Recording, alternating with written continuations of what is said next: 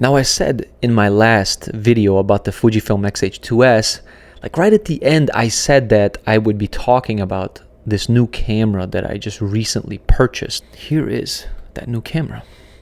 This right here is the FX3, and the lens that is attached is the 24 to 70 millimeter f2.8 Sigma art lens. This is version 2, so this has an updated autofocus motor. I believe it's a little smaller. It has 2 buttons on the lens, and I guess I just wanted to talk about my first impression of using this setup, the FX3 with the Sigma lens, for the first time on a professional shoot. Now, I do want to say that I am not going away from Fujifilm. I love Fujifilm. I have used Fujifilm for a long time.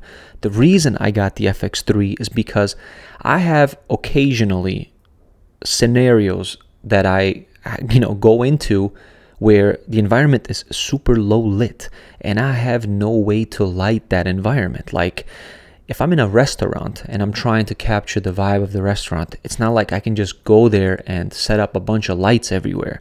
It just does not work like that.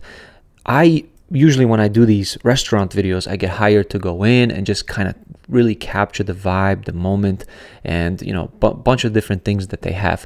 Yeah, once I get into, like, let's say the kitchen or the bar area, sometimes even the bar area is super low lit. I have a little bit more control when I'm not in front of a bunch of customers. But then there are some times when I need to go above 12,800 ISO. I will say that for the most part, the X-H2S has served me extremely well. There was one instance where I was at this really nice restaurant, and downstairs they had this like nightclub bar area. And when the place turned into this nightclub, it was dark. It's like very dark. You can barely see it. It's just a club. So that was the only instance where the Fuji was just not capable. But that is a very rare thing. But for me, it was worth it for me to get the the FX3 in order to be able to shoot this type of work. So besides being an excellent low light capable camera, the FX3 of course has other benefits over the X-H2S. Of course, the biggest one is the autofocus. Now, as a Fuji user, I am very used to having to kind of compromise in a way and really know and understand how the autofocus system works. So instead of setting up my X-H2S to kind of have a wide continuous autofocus where it just kind of picks whatever it wants, I set my autofocus to the center point and keep the subject in the center, and that has served me very well. Now, the autofocus degrades pretty dramatically once you start messing with the ISO. The less light you have and the higher the ISO is, the less capable the autofocus becomes. So today I had a professional shoot and I figured, let me bring the FX3 with me and let me see what it can do. So mind you, this whole past week, I have been watching YouTube videos nonstop on how to work with S-Log3, on how the autofocus works, how to properly expose the footage. It's very different from how to expose the X-H2S. Guys, I almost forgot to say, the absolute biggest thing that I wish the X-H2 had was a way to upload LUTs into the camera. Like, I just don't know why Fujifilm can't do that. I mean, they're giving us all these, color profiles, these, and of course you can also customize them and make your own recipes, but you can't upload a LUT. Like, that's such a big deal. Like, everybody has that, right? Like, I think, I know Panasonic has it. Of course, Sony has it. I think Canon has it, and I think Nikon has it. So why can't Fuji do it? So for me, what I ended up doing was I just got a Phantom LUT for the FX3, and the Phantom LUT that I got is like an ARRI like emulation LUT, and it is from a gentleman that I forgot his name, but I will post a link in the description for that phantom LUT.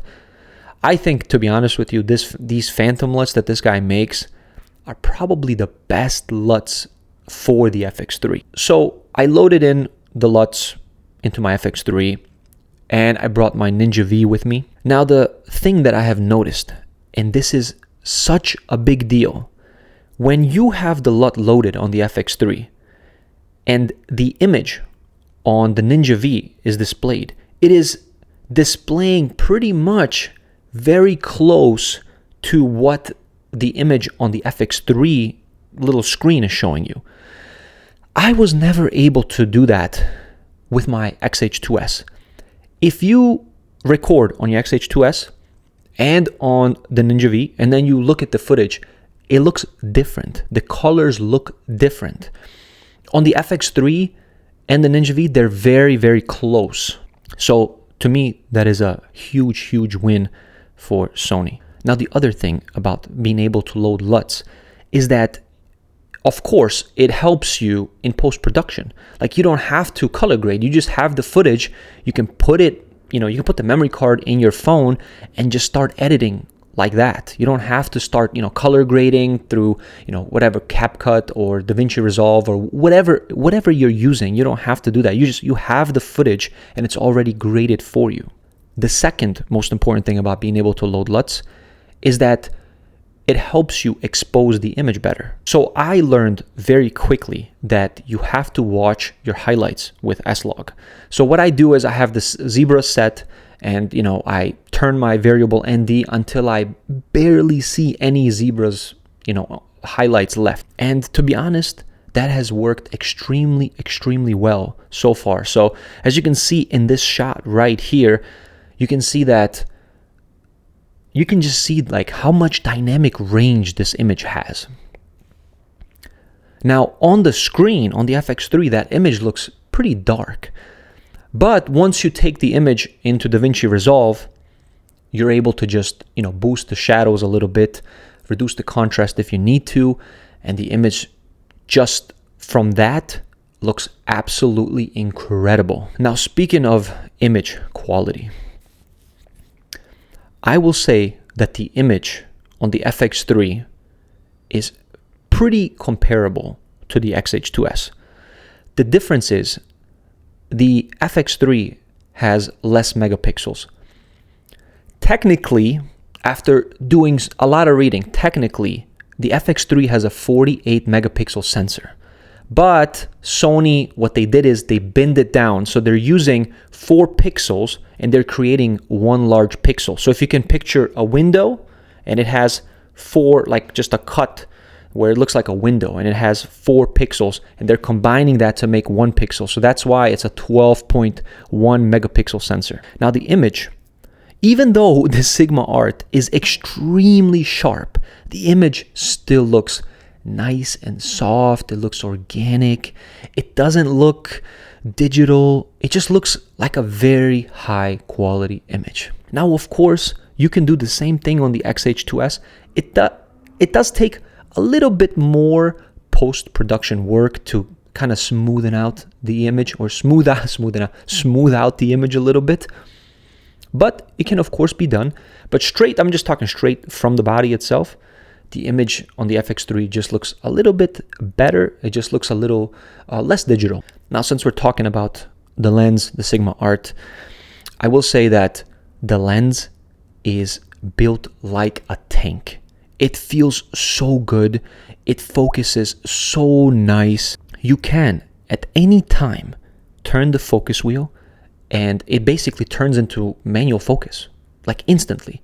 And then you can just go back to your FX3 screen, tap the focus, and it just, the autofocus just kicks back in. That little feature is, I think, a big deal, and I absolutely love it. Now, of course, you have the clickable aperture ring.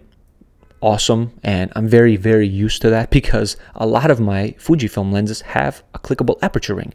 But the difference is I can also flip a switch, and if you can see it right there, if I flip that switch, that aperture ring becomes smooth and it's not clickable anymore, which is awesome. I like that. So let me just quickly go back to the autofocus because guys, coming from a Fujifilm system to like, God tier autofocus is honestly is pretty crazy. Because I mean, I remember I had an A7 Mark IV, and I thought that autofocus was good. It was fine. I had that camera for probably about a month. I didn't like it because, I did not feel like it was a better camera than the X-H2S. And for me, my personal opinion, the X-H2S is just a better camera than the A7 Mark IV. And in every way, just as a hybrid system, it's just a better camera. But now that I had the chance to use the FX3 in a professional shoot, I can tell you that it really is everything that it's hyped up to be. The autofocus is simply God tier. And honestly, I don't know if anybody can beat this autofocus, but it is so good that when there's a subject, like it's almost like it's reading your mind. So that when there's a subject that's coming into frame and it's like, oh yeah, I would love to have that subject in frame, it just automatically like does that for you. It's almost like it's reading your mind as you're looking at the screen. That's so crazy to me. But the other thing that you can do, of course, is the tap to focus works extremely, extremely well. Since we're talking about the autofocus, the focus breathing. So there's no, from what I've seen in this lens, I have not seen any focus breathing. I have not seen any change in exposure when I zoom in. So this is a parafocal lens. If I'm focused and I zoom in, it stays in focus. And all my Fujifilm lenses have always created this problem where it would adjust exposure by like half a stop. And I don't know if they have fixed that. Somebody said they did, but I just haven't had like any luck fixing that. So now to get to the final thing, me using this camera professionally today, it was about 80 degrees outside. I just brought 2 batteries with me.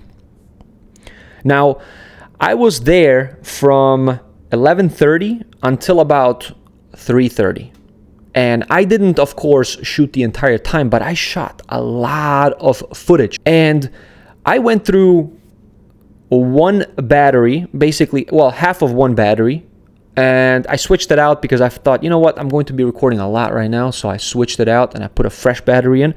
And I had about 60% left on the second battery. So the battery life is absolutely incredible. And I had the XLR handle on the top, and I was actually using the audio from that XLR handle. And it still gave me a lot of juice. Like I had a lot of battery life left. And, of course, I had the Atomos connected. Atomos is, self-powered or whatever. But all of these things that I was doing, and it was hot outside, I had it in direct sunlight, I never once felt like, oh my God, is this camera going to overheat? Because it could. It's hot out. It's pretty hot outside. I'm recording a lot. Is this camera going to overheat on me? I just felt assured that it would not. I'll be honest, even though I have the fan for the X-H2S, I do have moments where I'm thinking, man, is this camera going to overheat on me? And the thing is, sometimes the X-H2S will give you an orange indicator light saying, hey, it's getting hot. And then, you wait a little bit and then it goes to the red. But sometimes it goes from orange to red like immediately. And there's like nothing that you can do besides, I don't know, like let the camera cool off for a bit. But who has time to do that when you're on a professional shoot and there's, things happening live in front of you that you need to capture? So what do I think as someone who owns a X-H2S? What do I think about the FX3? Guys, I will say that I think personally, and there's a lot of people that agree with this, the FX3 is an extremely capable professional tool. It is a video-centric camera, so the photos don't look, they're not going to look anywhere near as what the X-H2S can do. But for video, this camera is an absolute workhorse. It is a workhorse. You can be a one-man band operation, and there is a lot there's a lot that you can achieve with this camera. So guys, I know I'm 3 years late. Camera's been out for a long time, but the hype is very, very well justified on the FX3. I love it. I like the camera a lot. Like I said, I'm not going to get rid of my X-H2S. It's still here. This is my baby. My baby. I can shoot 6.2K.